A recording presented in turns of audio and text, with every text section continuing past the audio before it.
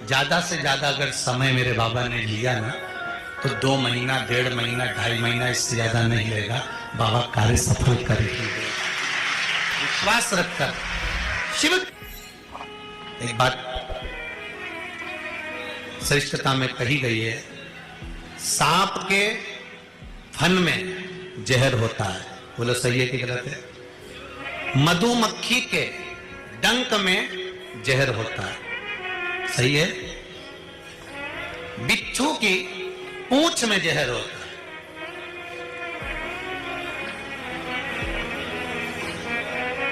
पर मनुष्य जो छल करने वाला होता है, कपट करने वाला होता है, एक दूसरे को धोखा देने वाला, झूठ बोलने वाला, छल करने वाला जो होता है, उसके तो रोम रोम में जहर होता है। कब कहां से डसेगा मालूम नहीं पड़ पाएगा। पर सांप को तो पहचान कर कह दोगे कि ये काटने वाला है। बोलो सही है कि गलत है? बिच्छू को देखकर डर जाओगे कि ये काटने वाला है। मधुमक्खी का डंक देखकर डर जाओगे कि मधुमक्खी काटने वाली है। इंसान को कैसे पहचानोगे कि यह काटने वाला है? मनुष्य को कैसे पहचानोगे कि यह काटेगा?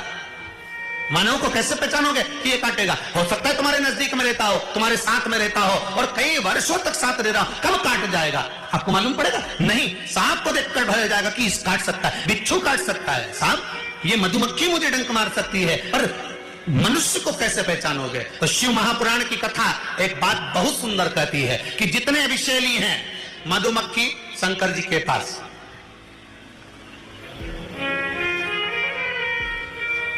शिव जी का नाम एक धूमवान है। क्या नाम है? धूमवान। माता पार्वती का नाम एक धूमावती, जिनके पास में मधुमक्खी ढेर, पूरे शरीर के आसपास में मधुमक्खी है, धूमावती के। शिव जी के गले में सर्प, वो भी विषैला, कानों में बिच्छू, वो भी विषैला।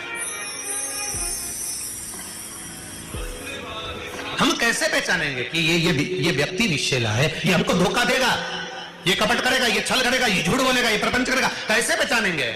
शिव महापुराण की कथा कहती है हमें पहचानना नहीं है। सांप डसेगा, ये उसका काम है। मधुमक्खी काटेगी, डंक मारेगी, ये उसका काम है।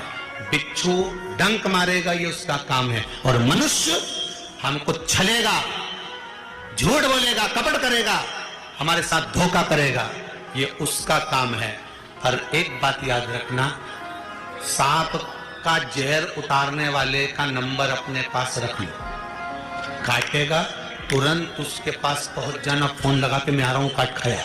बिच्छू काटे, बिच्छू वाले का नंबर अपने पास रख लो, जैसे ही काटे तुरंत उसके पास पहुंच जा। मधुमक्खी काटे, तुरंत उसके पास पहुंच जा। उसी तरह मनुष्य जब काटे तो श्री शिवाय नमस्तुभ्यम मंत्र याद रखना, बस जहर उतर जाए। शिव है, औघड़ी है, दयालु है, दातार है, कृपा का सागर है। महाराज, ऐसा कोई कार्य नहीं जो बाबा नहीं करता। एक बात अपने ध्यान में रखिएगा,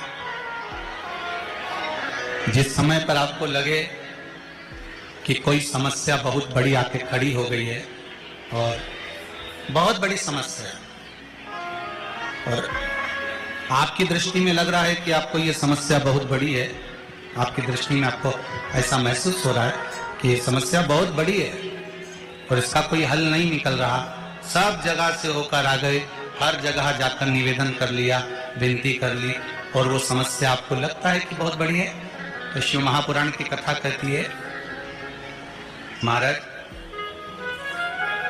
बेलपत्री के पेड़ के नीचे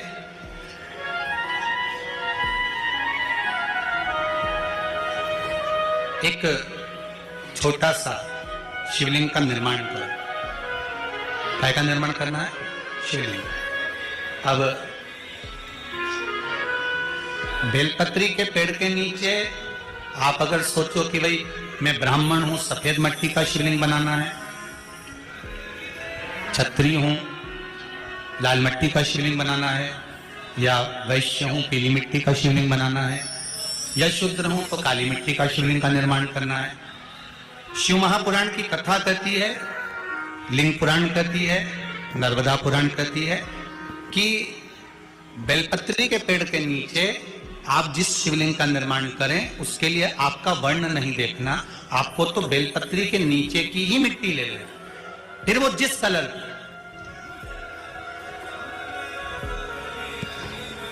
हाँ, अगर आप घर में शिवलिंग का निर्माण कर रहे हो तो आपको वर्ण देखकर मिट्टी लेना है कि हम ब्राह्मण है तो सफेद मिट्टी का शिवलिंग बना ले, वैश्य है पीली मिट्टी का बना ले, क्षत्रिय है लाल मिट्टी का बना ले, शूद्र है तो काली मिट्टी का बना ले। पर अगर कोई समस्या बड़ी विकट है और आपको लगता है कि इसका कोई हल नजर नहीं आ रहा, इसका कोई हल ही नहीं दिख रहा, और ऐसा लग रहा है कि ये उलझते जा रही गुत्थी, अब सुलझना नहीं है, अब उलझते गए और लगे कि अब ये सुलझना नहीं है, और अब ये कोई, हमने जितनों को बोला कोई नहीं सुलझा सका, हमने बहुत शोर सब लगा लिया। तब एक बेलपत्री के पेड़ के नीचे या तो सोमवार को या सोमवार की अष्टमी पड़े उस दिन या फिर प्रदोष के दिन, प्रदोष काल में, प्रदोष काल शिवलिंग का निर्माण करना।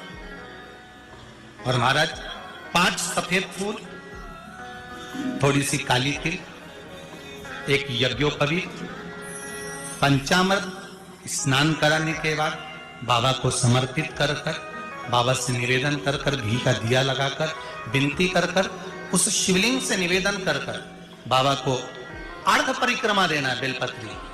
कितनी परिक्रमा देना है? आदि परिक्रमा बेलपत्री की।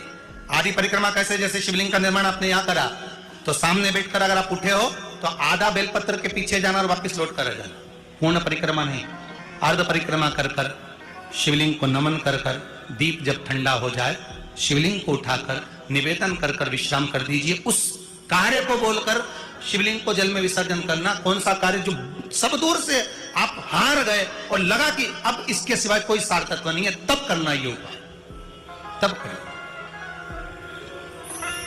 इस उपाय।